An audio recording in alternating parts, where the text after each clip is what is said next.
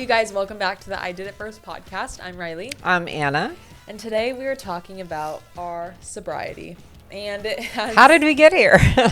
Literally, that is what we are getting into because it is now how many times I asked myself, how did I get here? It has become such a huge part of like who we are now. And I think it really has changed who we are. But that didn't just happen like, oh, I'm just going to be a better person. No. Like, no, there were things that led up to it where I was like, okay, alcohol's not fun anymore. It's not cute. And the thing that I think is really common in society and just like this unspoken rule towards people in their 20s is like, oh my gosh, you're so young. Go live it up. Go get wasted. But I think it's at every age group. I mean, I think I've realized since I've stopped how, I don't want to say difficult, but it is constantly difficult. Like I'm constantly justifying why I don't instead of hearing, oh, awesome. Like there's a harshness to it. Like, oh gosh, she's going to bring down the party. And I was like, oh, but wait.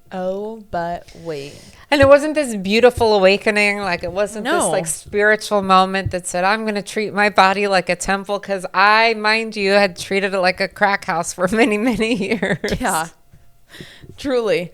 But really what initiated this whole conversation is we started to talk about stories, and I was on a walk with my friend Chloe, and I was talking to her about shit that I was doing drunk. And here's the thing, I do not know a single person that can casually have a drink, like one or two. It always is like, oh, let me have one glass of wine. Oh, now I'm finishing the whole bottle and it's like a weeknight. Or, oh my gosh, let me go out with my friends. Well, you're not just going to leave that much in the bottle, are you? That seems pointless. But that's so common. And it's like, oh no, people will argue they don't have a problem with alcohol, but it's like, I'm sorry, if you have to come home and you like have to have a drink every day after work. But that's what happens.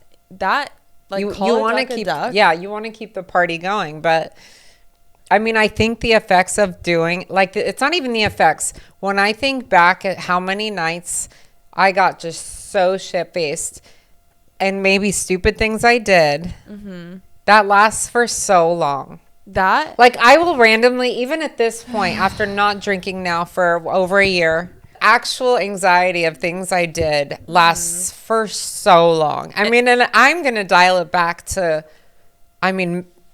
high school years. And like, there are still things I'm like, fuck, did I really say that? Do you remember the first time you drank? I do. Really? I do. Because at the time, I think there was a lot of fear around it. And I was in, I want to say 8th grade. And I was at my friend Summer's house, and her sister, now mind you, Catholic elementary school, sister's in an all-girls Catholic high school. Okay. And she's like, okay, mom's gone. Mind you, mom was getting a fucking hysterectomy. Like this wasn't like she's away for the weekend. Not even like an elective surgery. No. And so she locks us in her room, Summer's room, and she's like, here's a 4-pack of Seagram's wine coolers. Shout out to Seagram's, who participated so much in my younger life. And when food arrives, I'll bring it to you. So our only thought was, okay, we have to stay in the room and drink these. Yeah. And, we're like, oh, we'll do that. Okay, 4 between 2, like 13-year-olds. No, you were probably 12 because you graduated high school as a senior. Or as a senior. Doesn't everybody? As everyone does. I swear she's not drinking now, though. As a 16-year-old is what I meant. So we got wasted, and I remember still being drunk and afraid. So I don't know. I could never really negotiate that moment because we were scared to leave the room. I remember I had to use the bathroom, but I was definitely afraid of her sister. Ugh. There was just a lot of things at play. And then I don't remember much else. I don't remember waking up. I don't remember I was probably scared to go home. I mean, I'm sure. Oh my, and the thing is too, because it was her older sister, I'm sure there was some part of it where you're like, yeah, I'm cool, like, yeah, I drink, like, yeah, what? You're just trying to play chill. I mean, I do remember there was one moment everyone was playing quarters.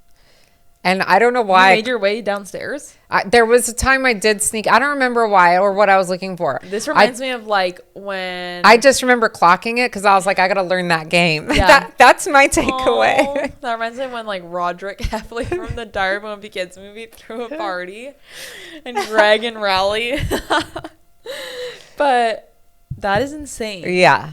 But see, I think my period of growing up in high school drinking was very different from yours. Like, we had the parties that would be like 300 kids, and it would be like you'd go from one house to, like, the whole weekend was like this, one house to another house to another house.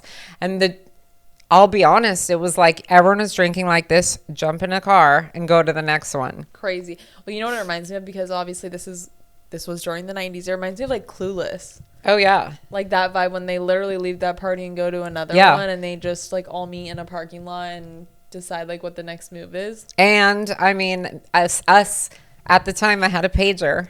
And so I just showed you that picture. She has a picture. And just sit there, and that's what we do. We'd wait for it, and if we didn't get the page of where to go next or who to call, then we go meet at the Del Taco, and everyone goes to the next party. I mean, I remember a party so big at Janine's house, I think I told you.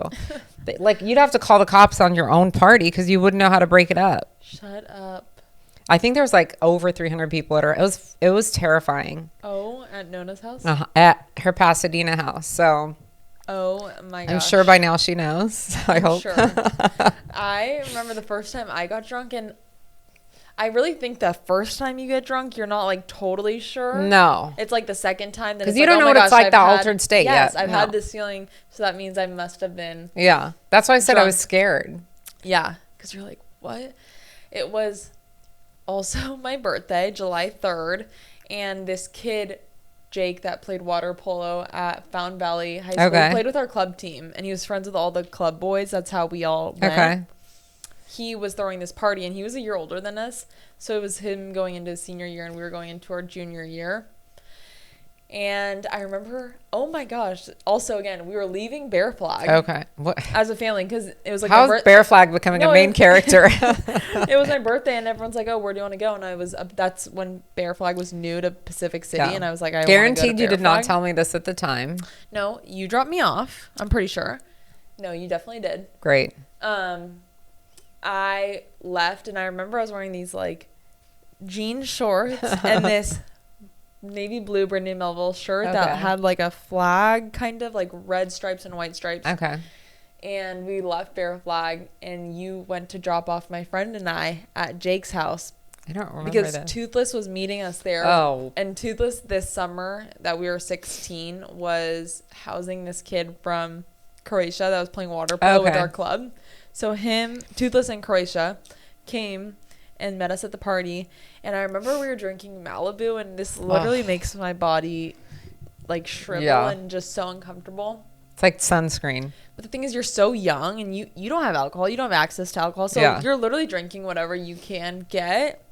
And I remember we were taking like pools of Malibu, and I was definitely drunk, and I just remember like being with Toothless and specifically sitting, and Jake had the way that his house was laid out, he had this like set of stairs that went down to this couch room, and we're just sitting, and I remember being drunk, and then I remember us leaving, and we all just got Yogurtland because Toothless was our DD, and in this scenario it means he was the designated driver, not like, drunk driver, because I can't even imagine him like that. A sober Toothless is like an oxymoron now. But that's besides the point. That was the first time I got drunk. And then honestly, You must have not come home that night. No, I went and spent the night at my friend's house. Oh, because I feel like I was so dialed into like, because I knew, here's the thing, I knew how bad I was, so I was waiting. Yeah. I'm like, if karma is going to play a part in this, I'm fucked. Like, I'm just going to keep it real. You're so lucky that I wasn't a degenerate the way that you were. I was a degenerate. Like, I mean, our drinking started pretty hard, like, freshman year. Crazy. Like, crazy. Yeah, that's insane. Like, hotel parties were a big thing in high school. I remember having a hotel party. And we were running, and I just remember, you always need more alcohol. Like, somehow there's just never enough. And I had put on, like, some flannel pajama pants. I don't know why. Mm-hmm. Again, I was not in a decent state. Sure. And running to the car of whoever's going to drive us to probably an Altadena Dairy, because that's always what it was. Like, literally like Euphoria. Like, that's the spot. Yes, okay. And it was like slow motion. I see these headlights coming, and it's my brother. And did he know It was you? Well, yeah, he was looking for me. Shut and mind up. you, this is talent because no Life 360, no fun, like know my location. He did this on his own. So I was like, okay, I'm impressed. You're like, I'm just going to get in the car. And I basically was like a deer and then slowing down in front of the headlights. Like I knew I was. Did you get in trouble? Of course I did. Because I was already shit-faced at that time. Mind you, and I'm at a hotel having a party. Like this is not good behavior. Like I would kill you. This is crazy. That's why. So I had all these things in my mind with you coming into high school. And I was just gripping. I was already gripping. I'm like, oh, it's coming. It's coming in maybe hot. That's why I didn't. Because that was really the only time. It was that time and another time I remember drinking in high school because I didn't really drink. And I feel like. Which is nuts to me. Crazy. Because even one of my best friends, Maddie and I weren't really drinking until like the end of senior year. Nuts. Yeah. Because I was already going to bars. Crazy. Like going to bars. So that's I think it was so many people even your age that didn't even want to drive. And when I was in high school, the big thing was take a car even before you have a license. Mm-hmm. So we take a car, of course, Janine and I. Every story is it's Janine's fault. No, I'm just kidding. And so we go to McDonald's because let's be honest, a McDonald's Diet Coke has been legend since the beginning of time. I need that shit. So we're in the Jeep. No license driving, and a guy gets out. He's right in front of us, and he gives us a card. He goes, hey, I'm the manager of this bar in Old Town Pasadena, and whenever you want to come in, just give me a call. And because I was not going to cop to my age, all I said is, hey, I'm not old enough to drink. I didn't even admit that I wasn't old enough to fucking drive. And I was like, no problem. So we proceeded to call and go to this bar. The next 4 years. Shut up. And we drank and like we never skipped the line, never paid. And this was like normal. This wasn't even like, it wasn't. If you had told me this, I would have lost my mind. Crazy. This is where the Midori Sour became a drink when you decided to let me know you discovered something new. I remember one time I was at a bar and someone ordered me a Midori Sour and it was this girl's younger sister. And she's like, oh my gosh, try this. It's so good. And I was like, oh my gosh, it just tasted like a Capri Sun. So I come home the next day. And I was like, oh my gosh, have you heard of a Midori Sour? My mom's like, be fucking for real. Yeah. Please. One of the many I did at first. Truly. But I didn't start really drinking and going out until I turned 21. And I was already done drinking by 21. Yeah, crazy. Like I took a big break for years. No, you weren't. Maybe for years, yeah. But then you got right back on that. Oh, I did. Because the stories you tell, like a seasoned veteran. Isn't mathing. And which is so funny to think that the drinking age is 21 in the United States because now I feel like so many people are done drinking by 21. They are. I think a lot of you see it a lot more. I mean, even a lot of the people I hang out with, like no one really goes to bars there's still business, obviously. Yeah, but how many things like that wouldn't even happen? Like I keep talking about these stories and they're funny, but like there's a lot of really bad shit that I wouldn't have done had I been drinking a soda. Yeah, of course. Right? Like, of course. And circumstances like there was, I said we used to go to UC Santa Barbara all the time. Mm-hmm. And our friend that we used to go visit, who I adored, his name was Beagle, and he was just such a cool guy. But we would go and stay with his friends or his fraternity. And honestly, you get there and it's like from that point on, like water was not an option. Yeah.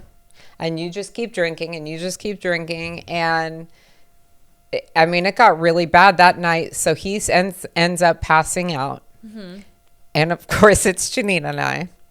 And we end up all of a sudden, most of the party somehow left. Mm-hmm. And it's just her and I on the couch. At this frat house? At this frat house. And like all these guys. And they start like chanting. I'm not kidding. It was like out of a bad movie. And we just remember seeing some lights come on, like red lights. I'm not fucking with you. And we just sat there kind of watching this again, completely wasted. Like you would think the response would be to get up and leave. Same room? No, there was like a long hallway, like a picture, like if it were our house, like the hallway, and then they'd be like in our room, and we were like in the living room. Okay. So every now and then you'd see one guy come out of the hallway and just check. I don't know what they were checking on, But again, we're just sitting there next to him on the couch like, oh, yeah, this is bad. Drink. So then after a while, something kicks in because I'm like, wait, this isn't good. Like, because slow reflexes, it's checking all the boxes here of all the symptoms. We end up running for what ends up being, I guess, a little over a mile, and they chase us. This whole fraternity chases us. That makes me like anxious right now. But even thinking back to this, like there's so many moments in that night, like how could that have gone different? Right? Yes. And it did. Like years later, I think, you know, when I tried to tell him, you know, he was not sure at first, and he was like the most innocent, kindest human on the planet. And so when one of his buddies ended up bragging to him that they had some like crazy ritualistic shit planned, he was like mortified, called me crying, was like, I'm so sorry, I never would have it's not even in his realm of reality. Like when I say this is the nicest person on earth, like I used to go up there and take a shower and he'd make everyone leave the whole house. I was like, I can just stay in the bathroom. But like that was his level of like kindness, you know.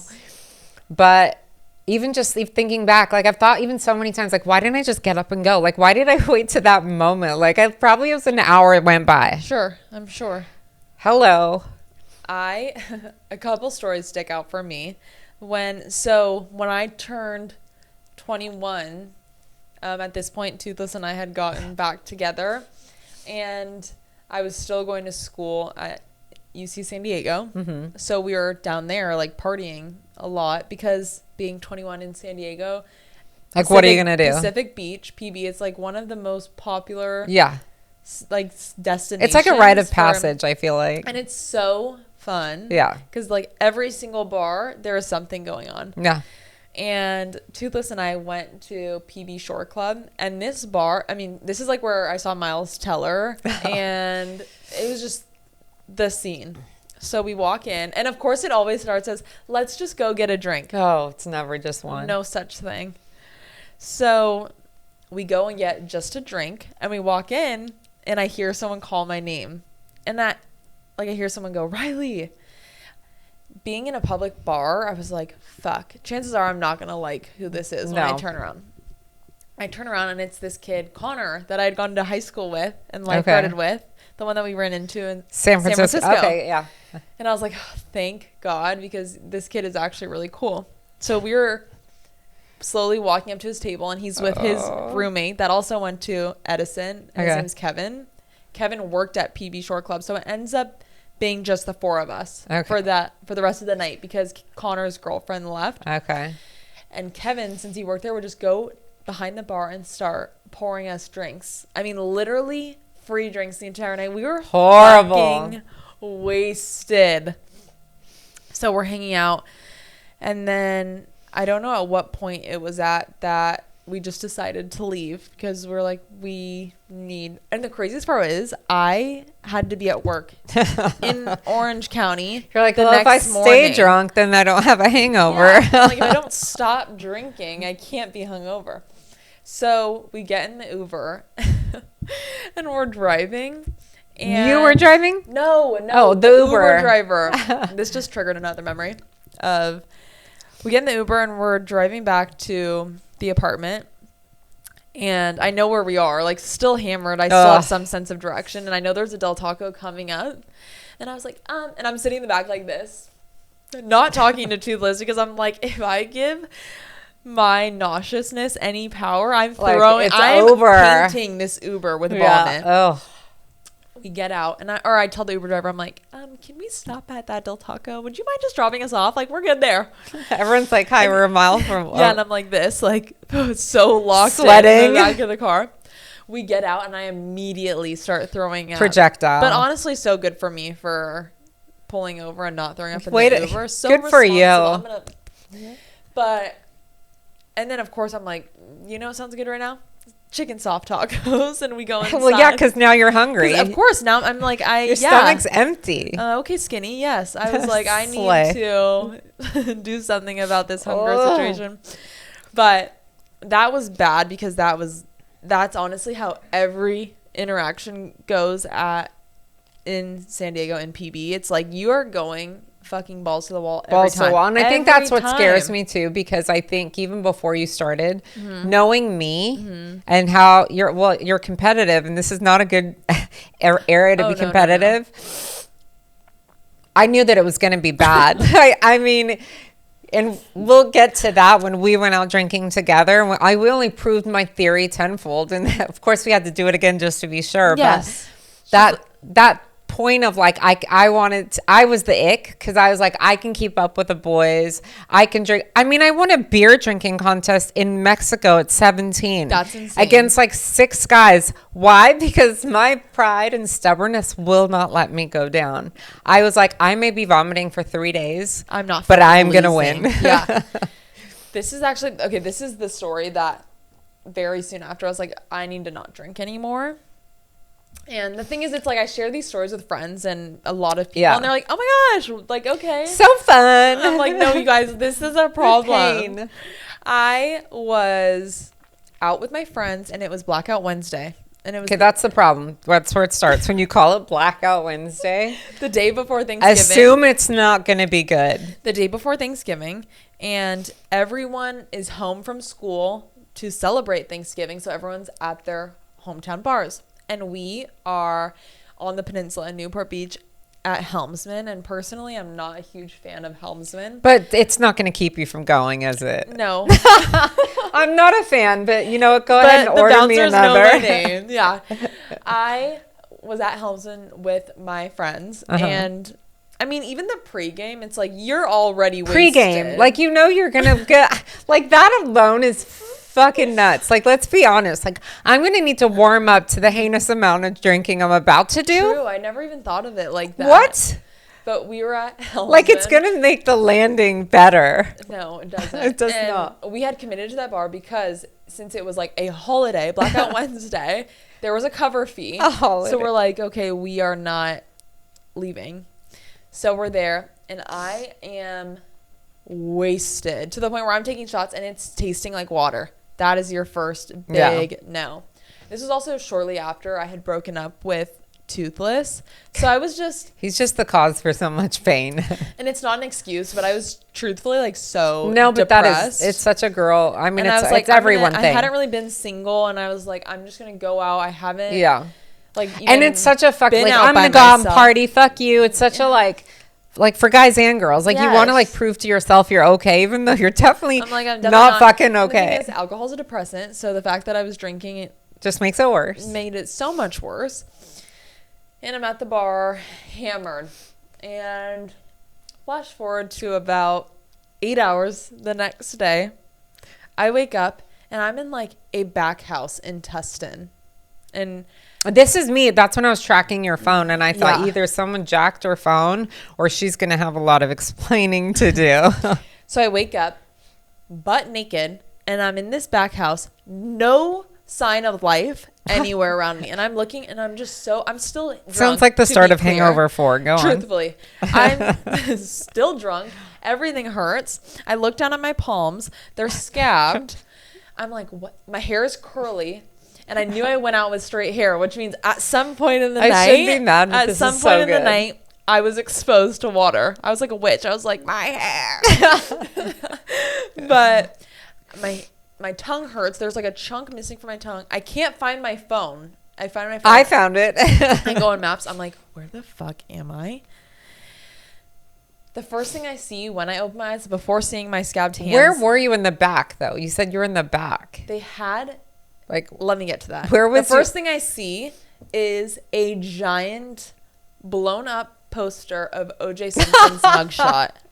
O.J. Simpson. Here I'm thinking, at the time I was still blonde, I was like, and rest in peace, Nicole Brown Simpson. I was like, I'm the next victim. Next. Like, what is... I'm just a fake tittied blonde bitch. Like, I'm next. If this is his hero, I'm in trouble. Seriously. I mean, I was like, it was the only piece of decoration in that room. Oh, my God. I was like, oh, my... I was at my friend's house. But the thing is, I had never been to their back house. And... living in Tustin, they own this like huge property. I look out of the back house, there's like a tennis course that I didn't put two and two together. I ended up knowing where I was at. And do you think you were still drunk at this point? I know I was still drunk at this point. here is the pieces that my friends helped me start picking back together. I get in the Uber, I leave Helmsden. I'm hammered. Even as they're telling me this, I'm still like, this is not real. I only believe it because there's still throw up on my dress. Oh, that's right. I throw up in the Uber, but it's not even like projectile. It's just falling out of my mouth. That's like the worst. That is the worst. Like, I don't know, actually. I feel like it's a close between that and when it's shooting out like special effects almost. You know, haven't you had that where it's like forceful? It was literally just like I couldn't control it. I do remember this. The Uber driver was yelling at me like, stop, and I literally just looking at him like, just throw up pouring out of my mouth. So my friend gets out of the car and starts to help me out. Mind you, I didn't realize we're on a fucking hill. So I literally get out and I start stumbling off this hill. And that's where No way this Uber didn't have video of this. Dude, I wish. That's where I scabbed my hands and I bit my tongue on my fall down because I'm very tall. So it's a big drop. And the cool thing is my friend never made me pay for the Uber and was just like, shit happens. Like, don't feel bad. I'm like, shit happened. This is like a $400. Oh, like, whatever. Thank you so much. But yeah, I remember the next day was Thanksgiving and I was still drunk. I remember we went to Sandbar in downtown Huntington and the smell of tequila and margaritas walking by, I was like, I'm going to throw up. It was really bad. That was probably the worst. I've never thrown up in an Uber since, but that was the worst. See, and I've had a lot of worsts. That's the problem. There should have been a lot of moments where I should have said, like, I am done. Yeah. Like, even after I shouldn't say after you were born, but I worked at a country club and then I was doing like member stuff and then I really wanted to work the cart. I don't know if you've ever thought about that, but just the fun. I was like, oh, it's so much fun. Please let me work on the cart. Okay, why did I stop around the 10th hole every time and shotgun Coors Lights? Like, crazy. By myself. And almost went flying down a hill where someone had already broken their femur, literally in a golf cart. And I was like, it was me. I was the party. I didn't need anyone else. I was like, I am going to bring it all by myself. Aww. But even when I dated that person that worked for a celebrity, it was New Year's and I acted like such a menace. Like that night should have been it. Yeah. That night should have been it. I got completely wasted. I mean, when I say, like, it to the point where I was wearing I remember I didn't have an outfit because there was a dress code and I needed a blazer or something with a collar or something. I don't know what it was. One of the dancers lent me a coat. Mind you, she was like a size 0. So I put on the coat, but I had to stay like this because I had no shirt underneath.